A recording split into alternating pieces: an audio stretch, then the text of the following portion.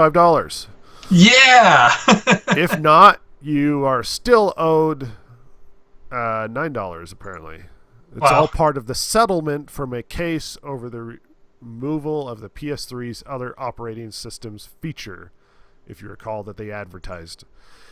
Since this was promised feature of the system, people sued. Eventually, 5 years later, you can reap those rewards. Now you can make a claim as long as you can provide a proof of purchase of your PS3, the original FAT version, or evidence of a PSN sign-in with the serial number, and you could get $9. If you want the full 55, you'll need to provide some proof that you ran Linux. What kind of proof? You'll need proof of purchase. The version of Linux is compatible and installed on your blah, blah, blah, blah, blah. Anyway, you can look this So up yourself, but this is ridiculous. so basically you need to show the proof of purchase same as before, but you somehow need to show that you tried to install Linux on your PS4 Yeah, and you couldn't. or your PS3. Yeah, That's weird. yeah, I don't know how to. At any rate, shifting on, apparently you can use the PlayStation VR as a monitor for other consoles. That's kind of cool. If you've got a shiny new PlayStation VR or are thinking of getting one, here's a new cool feature that Sony didn't really make a big deal of prior to its release. It works as a basic head-mounted monitor on pretty much anything, including rival consoles. That's It funny. looks like the PSVR will accept pretty much any HDMI signal outputting video and automatically display it in cinematic mode, which basically means it will show that content on the screen in front of your face, albeit in a way that's not actually virtual, like you won't get 360-degree support or anything. Right, you'll just watch the movie, basically. Right, like you're in a black room with a screen in front of you. Right. That's actually a neat feature. That I is. plan on getting one. Yeah. Valve is adding native DualShock 4 support to Steam. Oh, that's pretty cool, too. Since they finally added the little like support stuff that Sony had for the controllers working on the PCs already, it's good that Steam is also supporting the other controllers. Yeah. Not going to talk about that. We're going to try and get through this news as quickly as possible before it crashes. Yes, the PlayStation VR has come out, like Chance has talked about, and like we had alluded to. I haven't read much for reviews or what's going on with it. Good luck, PlayStation VR. Yeah. You'll need it. Yeah. Valve is making a new Vive controller for the HTC Vive. Okay. Apparently, their controllers always looked kind of weird and cumbersome, in my experience. If you Google them at all, That's a headset, right? the HTC Vive is a headset. The Yeah. controllers that come with it are odd looking. Okay. They look Yeah, like you're. I don't know how to describe it because I've never seen anything like this before. Like you're holding the cup that you play with a ball in a cup. That's Okay. kind of like that. Did you Google it? Yeah. No, I know what you're talking about. Yeah, I remember those. Shifting on, EVE Online can get pretty intense, from battles that cost nearly $300,000 in damages to history so complex that a book was written about them. The long-running MMO can get very serious. Now a personal disagreement has led to a hefty bounty. In a Reddit post, user Holder2K has offered $75,000 for the eviction of Hard Knocks Incorporated from their Homestar system, lovingly called Rage. Alliances and corporations can claim sovereignty over space in EVE and can that claim can be removed by attacking a command node. The money will be paid through PayPal and split between the number of participants on the operation if it is successful. So basically, they've got to go and attack this node en masse and somehow take it, and the other guys have got to basically defend it at all costs. Yeah. That's fun. The source of the conflict seems to arise from a series of chat logs between a member of Hard Knocks named Noob Man and another player named He Who Shall Not Be Named. The latter was banned from the Hard Knocks public channel and gave Newman his contact information so they could sort the matter out, later alleging that his phone number was distributed to other Hard Knocks members who then called to harass him. That number was a work number for a large global bank where international legal counsel, he who shall not be named, claimed. The bank has now turned it over to the federal authorities to investigate. Regardless of the veracity of his statement, the visible spat between the players and threat of possible legal action has already led to much grief. Hard Knocks struck back against he who shall not be named corporation, swiftly evicting them from their star system in retaliation for the bounty. All of this is complicated by the fact that no one knows for certain if Holder 2K and he who shall not be named are the same person. Wait, so it could be that he's sparking this I don't know. Maybe. By, against himself and trying to create... It remains to be seen if the bounty will be claimed. Hard Knocks owns a devastating Keepstar Citadel, a huge station with a massive laser weapon that can turn entire fleets into scrap. Keepstars are valued at around $15,000. Destroying Hard Knocks holdings would do a lot of damage to their checkbooks, but it seems like a flat-out suicide mission given their defenses. Yeah, that's... Ubisoft is giving away Beyond Good and Evil for free. For the next month, Ubisoft's ultimate cult classic Beyond Good and Evil can be yours for $0 if you have a PC and a free Ubisoft Club account. That's down from $10 on Steam.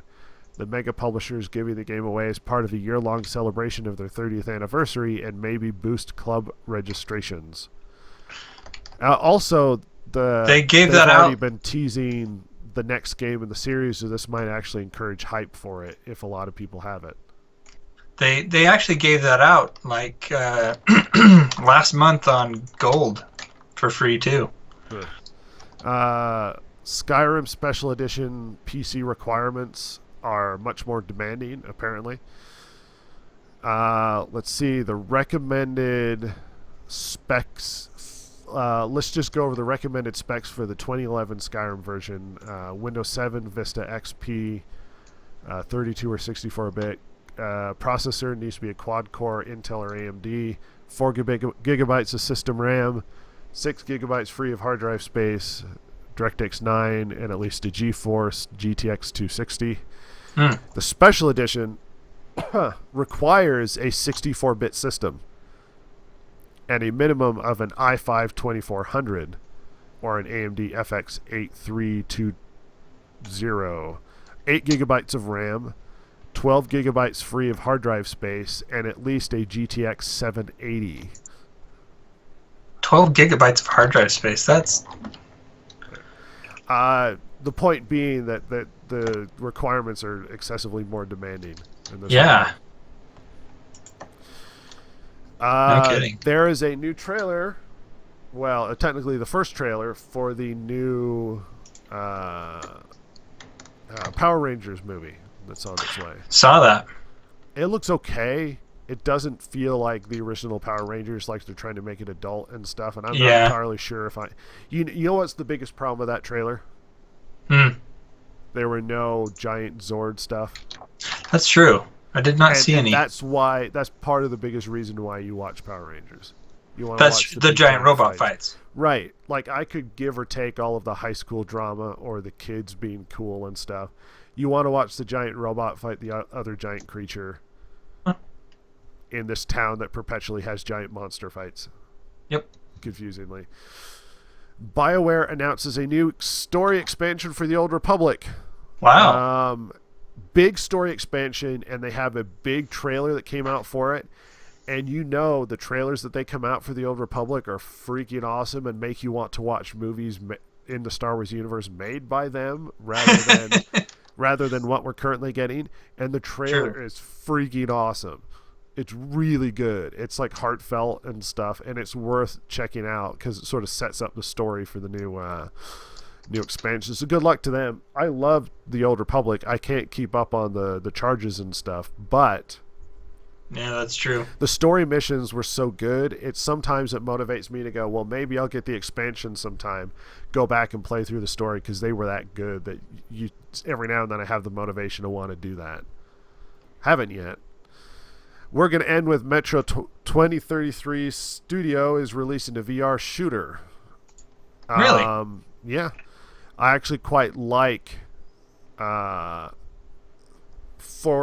Games, who made the Metro series. I really like the Metro series. They are Polish, if I recall. Or I've heard that they're really good. That they, I really enjoyed them, and it motivated me to even read the books, which I had to find like translated versions from Russian. Right. But apparently they're making a VR shooter, so good luck to them. Actually, we're going to end with one story. 2 members of hacking groups Lizard Squad and Poodle Corps were charged yesterday with conspiring to cause damage to protected computers. U.S. Attorney's Office for the Northern District of Illinois said in a statement both hacking groups have taken credit for temporarily bringing down online gaming services such as Xbox Live, PSN, and Battle.net.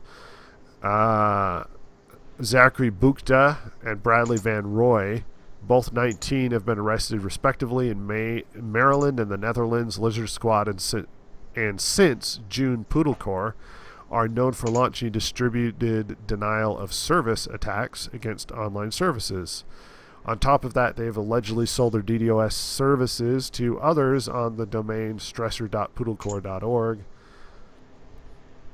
They are actually straight up getting criminal sentencing.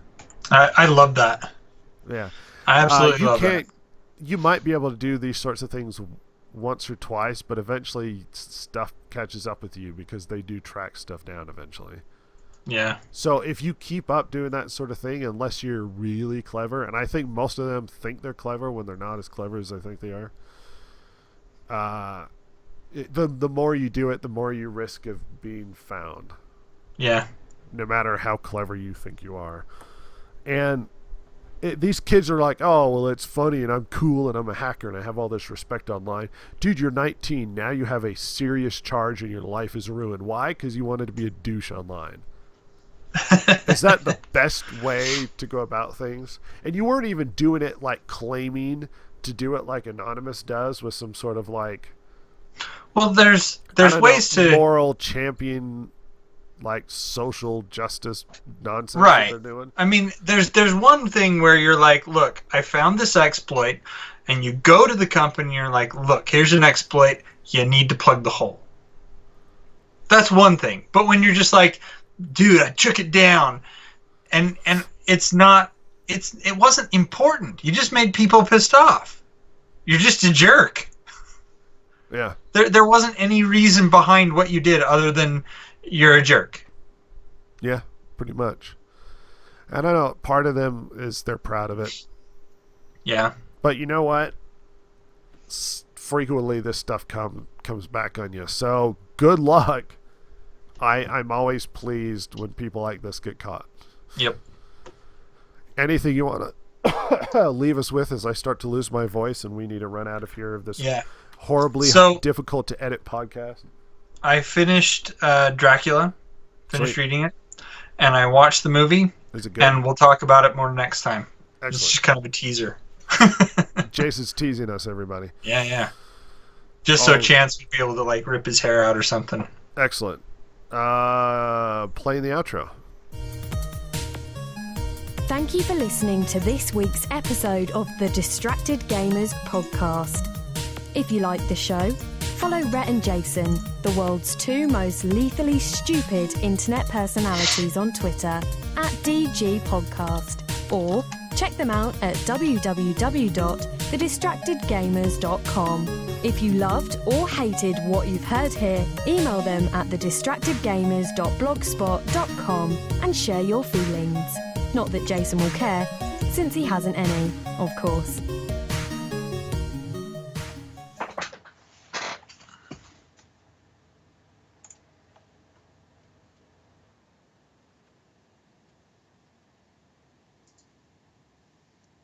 Okay. All right. I'll do that. Oh. So, yes, the book was good. The